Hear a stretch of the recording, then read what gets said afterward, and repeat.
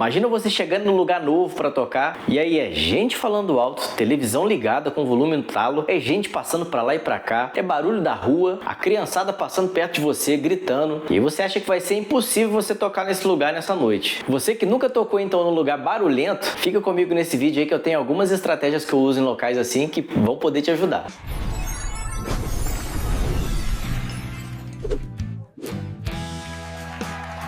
Pois é, galera, tocar em ambiente barulhento é um desafio. Para quem é músico é um desafio, porque assim, você foi contratado para estar ali, para levar a música, então você vai ligar o seu equipamento, você fica meio perdido ali na questão do volume, né? Você precisa se ouvir, ao mesmo tempo que você precisa cantar e as pessoas também precisam te ouvir. E quando você chega num local desse perfil, assim, que o som tá muito alto, que a galera tá falando muito alto, que o local tá entupido de gente, você começa a ligar lá, passar o seu som, começa a tocar e você não se ouve, o som do ambiente ele te engole. Então você perde total controle. Se você tá cantando bem, se tá cantando afinado, se o seu violão tá afinado, se você tá tocando certo, né? Se o som da caixa tá alto, tá baixo, se tá bom pro ambiente, se as pessoas estão te ouvindo. E eu já toquei em alguns locais desses aí que o som ambiente foi o meu maior inimigo, meu maior adversário, né? Que você chegava no restaurante, a acústica do local era ruim, o local onde o músico fica às vezes é mal posicionado, né?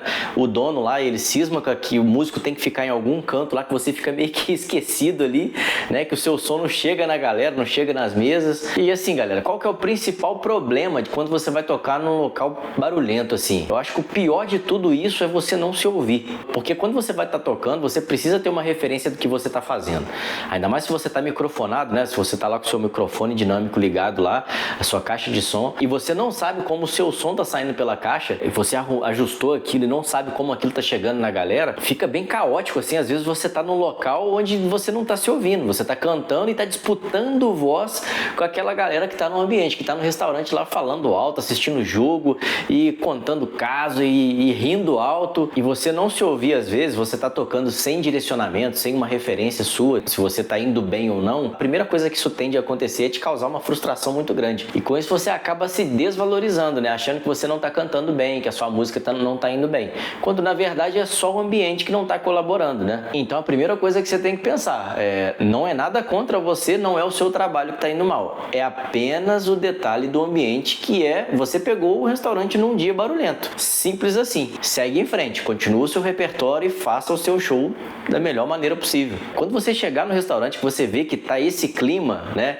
da galera lá em cima, muito agitada, televisão ligada, gente conversando, se possível, nem sempre é possível, mas se possível, chegue no dono do restaurante, no contratante ou no gerente que estiver lá na noite e peça ele para desligar a televisão ou abaixar o som, né, para você começar a tocar, obviamente, né? Ele vai desligar o som lá, o ambiente, e para você ligar o seu material. Mas se tiver televisão lá, pede ele para desligar. Um exemplo absurdo que eu já passei nessa experiência de músico, teve uma ocasião que eu fui tocar no restaurante e eu cheguei lá, liguei meu equipamento e tô vendo a galera chegar, o pessoal foi chegando, sentando, e aí eu comecei a achar aquilo estranho, que a galera que tava chegando, metade tava com a camisa de um time e metade tava com a camisa do outro time rival. E aí de repente a dona do restaurante vai lá, me liga a televisão, era um clássico que ia passar no dia do meu show. Conclusão, eu tava igual um cone tocando pra ninguém lá, né? E nessa noite, especificamente nessa noite, eu não tive muito o que fazer. Eu fui lá, conversei com a contratante e a gente remarcou a data. Eu voltei lá num outro dia. Não teve condições de eu continuar o show. Era final e era clássico. Então a galera tava muito agitada e o pessoal tava falando muito alto, né? E a galera já tinha tomado umas e outras e tinha galera gritando lá dentro do bar, querendo ver o jogo e eu querendo tocar. Então assim, foi uma situação que não tinha o que fazer. Nesse dia eu optei por renegociar a data com a dona e eu voltei lá numa outra ocasião, que deu muito certo, né? Esse retorno no restaurante foi muito bom, foi muito benéfico tanto para ela quanto para mim. Deu muito certo. Se você tiver condições, faz uma abordagem estratégica com o dono e fala assim: olha, tem como você desligar a televisão para eu poder tocar? E aí ele vai te dar o retorno dele, se ele prefere deixar lá só a tela passando a imagem sem som, ou se ele vai desligar de vez e te dar essa moral. E uma coisa muito interessante que você tem que perceber nesses cenários é que geralmente em ocasiões que o seu show tá muito inchado, tem muita gente, é comum, é super natural, assim, parte do público ou grande parte do público tá disperso. né? Que é uma coisa que eu venho falando aqui no canal. Muitas pessoas que estão indo num restaurante, algumas vezes eles não estão indo para assistir um show musical, eles estão indo para socializar, para ter um momento ali de comunhão ali entre eles, né? Para uma resenha, para jogar conversa fora. E aí com isso o que acontece? Você tá lá tocando, dando o melhor que você tem no seu vocal ali, cantando, botando a voz para fora, e as pessoas no restaurante não estão nem aí para você. E a galera quer conversar, a galera não tá prestando atenção se você tá tocando ou não. Então a galera tá lá, você tá cantando e a galera tá falando alto e tá disputando voz com você e você disputando voz com eles. Primeiro detalhe que você tem que se atentar nessa situação é que assim, você tá dentro de um restaurante em que vão ter lá às vezes 20, 30 mesas dentro do restaurante consumindo. Algumas dessas mesas vão estar prestando atenção em você, seja uma, ou seja 5, ou seja 10. Preste atenção ao seu redor e foque nas pessoas que estão prestando atenção em você. Uma experiência que eu passei com isso, né? Eu estava lá tocando e na minha frente, logo na minha frente lá, a galera tava no momento deles lá, né? Resenha, a galera falando, aquela falação, e eu não conseguia me concentrar porque eu não estava me ouvindo. Eu comecei a fazer aquele mapeamento do local e eu vi que lá à minha esquerda tinha uma galera que estava cantando as músicas que eu estava tocando e estava curtindo o repertório. Então, automaticamente, o meu foco nessa noite passou a ser essa turma. Isso não quer dizer que você vai abandonar o pessoal da resenha ali, aquela galera que está falando alto ali, para mirar só em quem está cantando as suas músicas e curtindo o seu repertório. Quando você pega assim um grupinho, geralmente é uma mesa ali, né, que tem uma família, ou então um grupo de amigos ali, a galera tá lá super empolgada, lá conversando e etc. O que eu uso que dá certo? Eu costumo sacar do meu repertório ali, pegar do meu repertório as músicas mais conhecidas, as mais animadas, as mais manjadas que eu tenho e vou jogando. Toco um Tempo Perdido do Legião Urbana, um Pais e Filhos, e vou tocando ali um Raul Seixas, e toco um Engenheiro, toco alguma internacional que a galera conhece. E isso, vez ou outra, a galera já antena ligada e começam a cantar junto comigo. Começa a fazer parte da resenha deles. E aí você começa a ganhar esse território também. Mas se você fizer testes e isso não der certo, você vê que não está fluindo, a galera continua indo ali e dispersa, não prestando atenção no seu show, faz o seu ali, foca em quem está prestando atenção e segue o seu show. Quando você vai tocar num lugar assim, que o ambiente está muito barulhento e você não está se ouvindo, às vezes você no automático ali, você começa a cantar muito, você começa a forçar muito a voz para querer se ouvir na caixa de som. E aí, meu amigo, aí que entra um problema. 2 a 3 horas, você acha que não, mas isso aí pode te prejudicar. Você vai sair desse show, você vai estar com a garganta esgotada, você vai estar sem voz, isso vai te cansar, você vai ficar muito tenso durante o show, isso vai te trazer dores até musculares, e isso que no final não vai resolver, porque você gritar no microfone não vai adiantar você competir a voz com aquele ambiente. A primeira possibilidade que a gente pode pensar aqui é você trabalhar com retorno. Não sei se você tem condições de ter 2 caixas de som, né? A primeira possibilidade de retorno que eu oriento seria essa: você ter condições de posicionar não só a sua caixa lá ativa, direcionada para o público,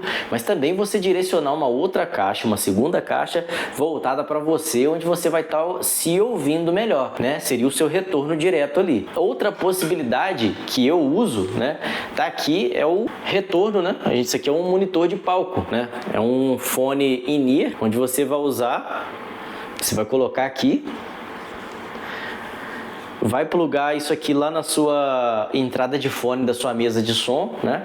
Você pode usar aqui um extensor P2 e ligar direto, conectar direto lá.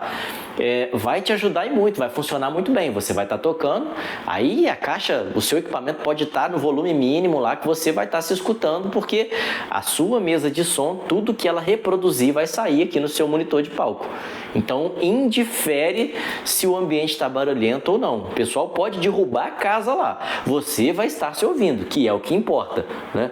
Então, são 2 possibilidades de retorno. Uma segunda caixa que sai um pouco mais caro, nem todo mundo tem condições ali. Eu mesmo não uso 2 caixas, eu uso só a minha, né? Ainda não levei um monitor de palco desse aqui para um show meu, para usar de retorno. Esse aqui eu uso no palco da igreja, quando eu vou tocar na igreja, né? Lá a gente usa. Mas no barzinho, no restaurante, na realidade do restaurante, eu nunca usei. Esse aqui é um monitor de palco da KZ Store. Vou deixar o link desse equipamento na descrição do vídeo para você, se você quiser conhecer e fizer sentido para você. Esse aqui eu uso na igreja e faz total sentido para mim. Então como é que você faz, Bruno? A tática que eu uso dessa situação, sem usar o retorno e sem usar a caixa, eu pego a minha caixa ativa e posiciono ela um pouco mais atrás da onde eu estou sentado.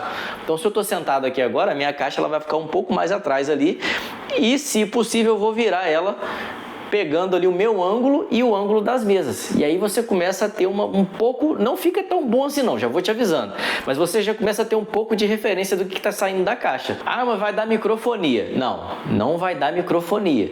Se você tiver com essa tampinha aqui do seu violão, não vai dar microfonia. E eu ainda uso aqui essa buchinha aqui para abafar o harmônico das cordas. E não pega harmônico do microfone.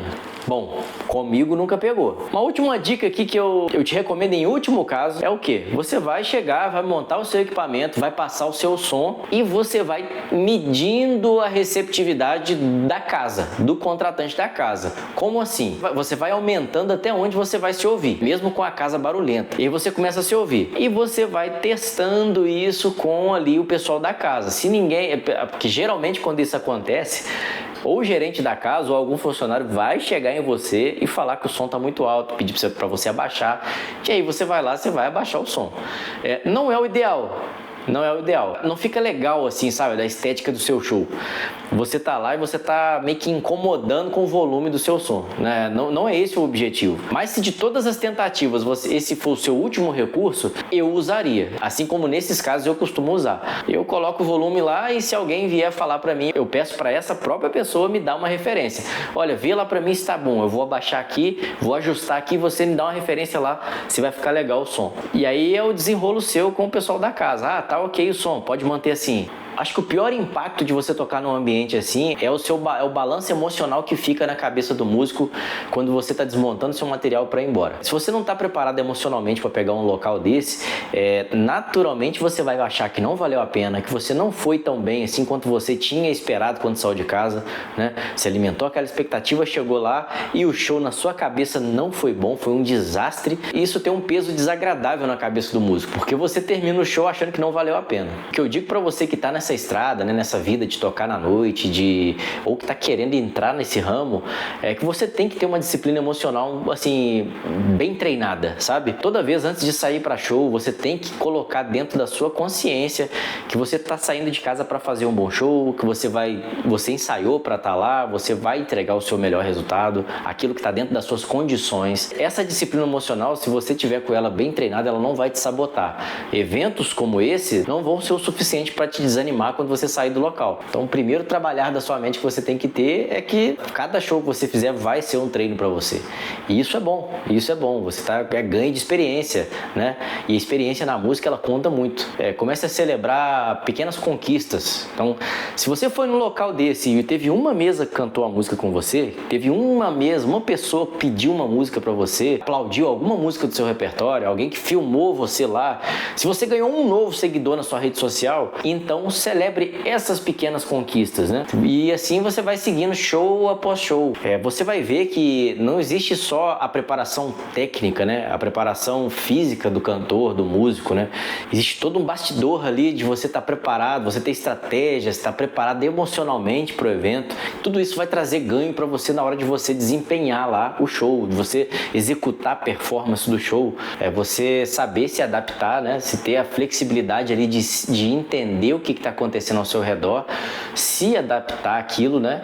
E talvez até trazer um ganho daquilo para você, fazer esse show de trazer crescimento. Eu gostaria que você, como músico, aí deixasse nos comentários se você já tocou em algum lugar barulhento, se sentiu meio perdido ali, não soube lidar com a experiência, ou se você tem alguma dica extra, né, para agregar nesse vídeo, deixa nos comentários, por favor. A gente quer te ouvir, quer discutir, né, quer levar esse tema para um debate, né, para que a gente consiga também aprender aí. Então, por favor, deixa nos comentários aí a sua experiência ou a sua dúvida para a gente poder conversar. Se esse vídeo fez sentido para você, se inscreve no canal, deixe seu like, ativa o sininho para receber as notificações do canal. E é isso. Até o próximo vídeo. Tamo junto.